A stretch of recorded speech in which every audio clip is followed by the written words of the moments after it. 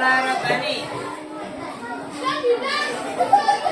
Ceno, ya, Cinta, Diva Nokadira, Fatin, Oksel, kemana Oksel? Oh, sakit.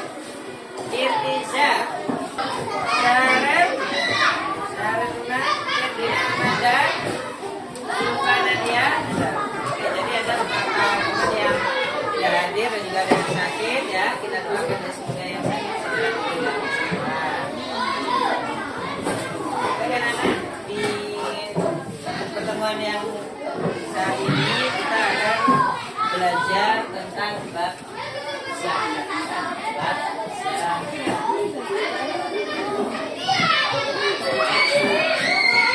Semuanya sudah pernah ya zakat ya. Setiap menjelang hari raya pasti kalian akan melakukan yang namanya zakat. Zakat itu secara bahasa artinya adalah mensucikan diri kalian, mensucikan harta yang masuk ke dalam diri kalian. Zakat itu secara bahasa adalah suci sehingga nanti bersih, diri kalian menjadi bersih, kemudian menjadi berkah. Itu adalah arti dari zakat secara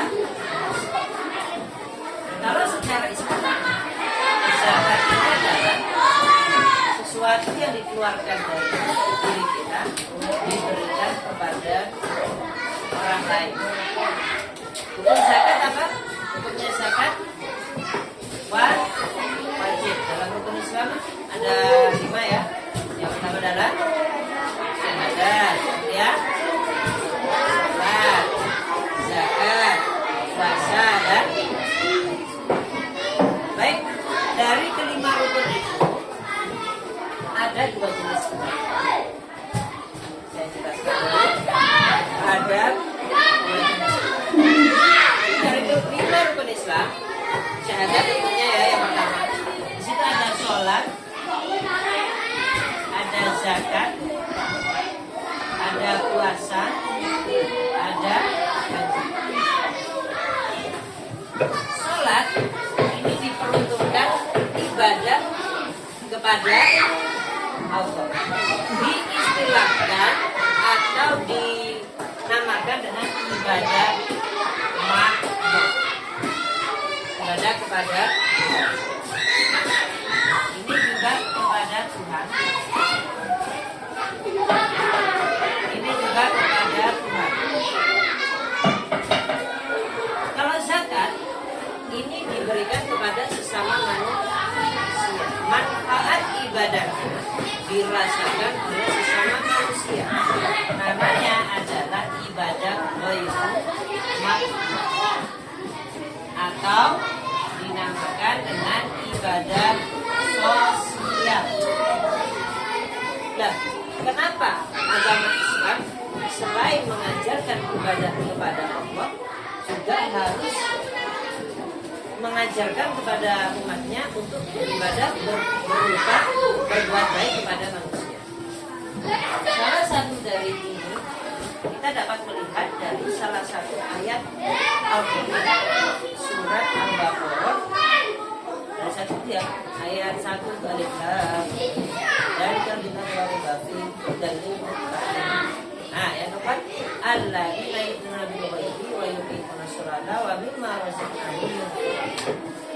Ada di ayat itu yang pertama sholat,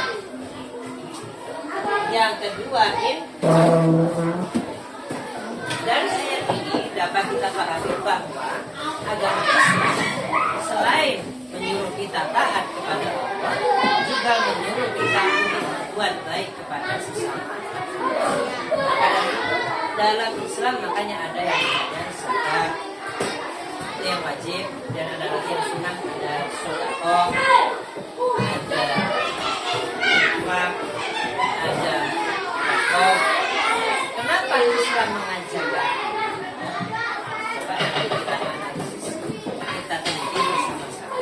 Ya, di sini zakat ada 2 jenis. Yang wajib kita keluarkan adalah zakat fitrah yang sudah biasa kalian keluarkan setiap tahun. Ada yang kedua namanya adalah zakat mal. Zakat ada dua. Yang pertama fitrah, yang kedua zakat mal. Kita kan tahu zakat mal ini yang sering diabaikan oleh banyak orang. Zakat fitrah tentunya kita mengeluarkan setiap tahun karena hanya berupa beras kita sendiri. Kalau zakat fitrah ini harus dikeluarkan ketika kalian dalam satu tahun itu mendapatkan harta yang sangat banyak yang mencapai namanya itu adalah dalam Islam namanya nisab. Nisab itu sekitaran misalnya kamu dalam satu tahun kurang lebih ada uang yang terkumpul yang tidak terpakai itu sekitaran 100 juta. Jadi kalian bayangkan orang-orang yang sudah tingkat ekonominya menengah, terus punya usaha, misalnya usaha buah, usaha buah, rancang, bisa melumpuh-lumpuh setelah itu mengeluarkan rumah tangga, ternyata di banknya atau di mana itu ya, pokoknya ada penyimpanan uang berupa emas atau penghasilan itu yang sampai nisab. Itu dalam satu tahun, ketika sudah mencapai satu tahun, uang itu harus dibersihkan dengan cara dizakatkan sebanyak 2,5% yang disebut dengan zakat. Nah, kenapa Islam mengajarkan hal ini? Dapat juga karena di sini ada kata kunci yang nanti bisa kamu buat sebagai apa? Sebagai penelitian, ya, penelitian atau pengamatan kamu di dalam masyarakat yang bisa kamu amati. Karena di dalam masyarakat ada kaum miskin dan kaum kaya.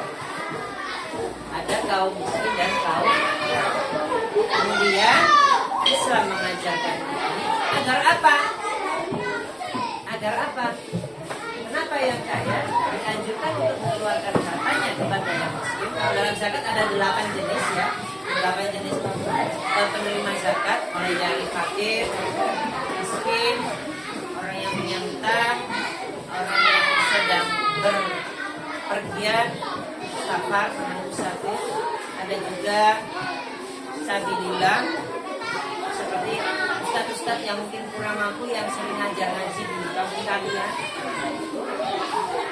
Nah, di sini kalian akan melakukan pengamatan permasalahan apa yang mungkin nanti terjadi jika zakat atau sedekah tidak dipraktekkan dalam suatu wilayah. Baik, di sini saya akan memberikan 4 pertanyaan pemantik ya.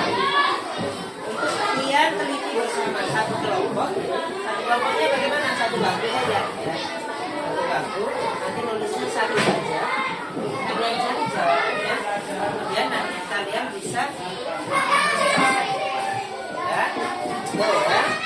Pertanyaan yang pertama.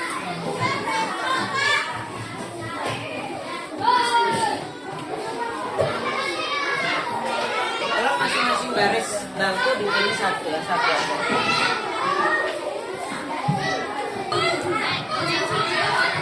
Nanti kamu diskusikan ya. Baik.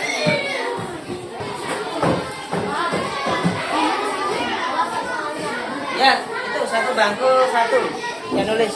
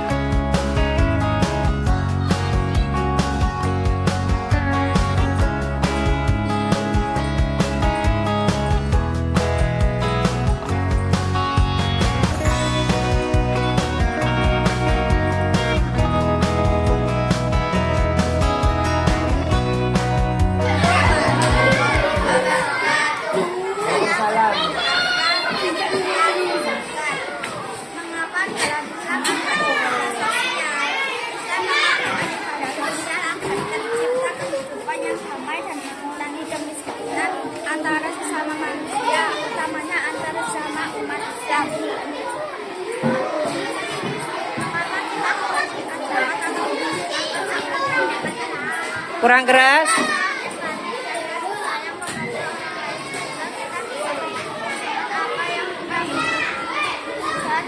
Mengurangi kesenjangan sosial antara yang kaya dan miskin. Yang ketiga, sebutkan dua kasus yang terjadi dalam sesuatu kali. Ada yang zakat atau sedekah. Yang pertama akan terjadi kecelakaan hubungan utamanya antara orang kaya dan orang miskin. Dua, jika terjadi antar pada orang miskin, kemungkinan mereka akan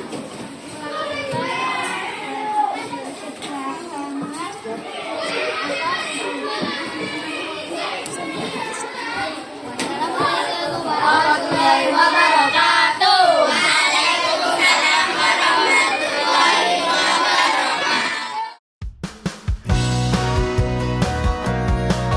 Diskusi tentang zakat dan juga presentasi dari masing-masing kelompok. Terima kasih kalian sudah mendengarkan dengan baik. Tepuk tangan buat semuanya dulu. Bagus. Saya sudah mendapatkan poin-poin penting dari apa yang sudah kalian sampaikan dari diskusi kalian. Ya, terima kasih kalian akhirnya dari masalah-masalah yang tadi kalian diskusikan, tentunya kalian bisa memahami pentingnya zakat ataupun sedekah. Dari situ saya tadi mendapat pemahaman dari diskusi kalian bahwa yang pertama, mengapa dalam Islam ada ibadah sosial. Tentunya dengan ada ibadah sosial kita akan memunculkan rasa kasih sayang atau namanya empati kepada orang lain. Misalnya lihat ada orang kesusahan, kita bisa merasa kasihan. Sehingga dari situ kita bisa menciptakan kehidupan yang damai dan tentram. Yang pertama, ya, dari hasil itu yang saya simpulkan dari diskusi kalian. Yang kedua, kenapa diwajibkan sedekah? Terjadi kedamaian, maka akan mengurangi perbedaan antara yang kaya dan miskin, sehingga nanti juga tercipta kedamaian. Ya, itu hasil dari diskusi kalian. Kemudian yang tiga, contoh kasusnya yang pertama tadi ada beberapa yang sudah kalian contohkan, ya. Tadi ada yang pertama itu akan terjadi itu kalau yang miskin itu semakin miskin nanti dia repot ya, bisa saja terjadi pencurian, gitu kan ya, orang kaya dicuri karena yang miskin nggak punya uang, gitu kan. Yang kedua tadi ada juga contohnya adalah ketidakrukunan, utamanya antara orang yang kaya ataupun orang yang miskin karena ada perbedaan sehingga tidak rukun. Nah, itu ya. Itu adalah hasil yang dapat kita pelajari dari pentingnya zakat. Maka dari itu, zakat ini selain dipahami, maka zakat ini harus kita praktekkan. Kalau ada tetangga kita yang mungkin kaya dan belum tahu tentang zakat, kita bisa memberitahu tentang pentingnya zakat. Baik, kita kembali ke LKS anak-anak, silakan dibuka pada halaman 21 ya. 21 di situ ada kegiatan, ada beberapa pertanyaan bisa kalian kerjakan ya. Bisa kalian kerjakan. Di situ ada tabel tentang manfaat dari kegiatan zakat. Kalian karena sudah memahami tentunya di situ ada di kolom itu ada sekitar 4 manfaat jika kalian melakukan zakat, itu bisa kalian kerjakan ya. Jadi ini adalah lembar pekerjaan yang nanti kalian kerjakan, bisa dibuat untuk penilaian. Setelah tadi kalian juga sudah melakukan kegiatan penilaian berbentuk presentasi. Sekarang kalian melakukan pekerjaan di dalam lembar kerja ya. Lembar kerja ini nanti juga akan diberikan penilaian. Silakan anak-anak bisa mengerjakan ya.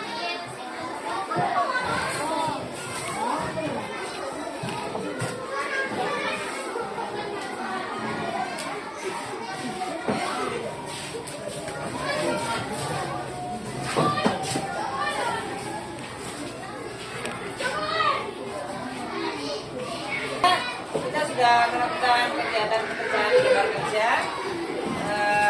Waktunya sudah hampir habis. Jadi kesimpulan dari pelajaran hari ini ya. Yang pertama, materi tentang zakat. Zakat dibagi jadi dua, zakat mal dan zakat fitrah. Dan ini wajib bagi setiap muslim. Kemudian tadi juga hasil diskusi ya, saya sampaikan lagi bahwa zakat ini penting sekali dilakukan oleh umat muslim agar terjadi kerukunan antara sesama umat muslim atau antara sesama manusia. Jadi itu yang dapat kita pelajari hari ini. Semoga kita mendapatkan petunjuk dari Allah untuk selalu menjadi hamba yang taat kepada Allah dan juga menjadi hamba yang selalu berkasih sayang kepada sesama manusia. Demikian pelajaran